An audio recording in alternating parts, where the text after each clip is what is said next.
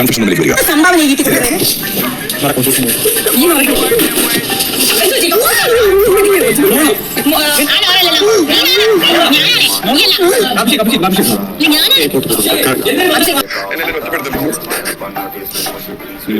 മത്സരത്തിലാണ് അതറിയാം.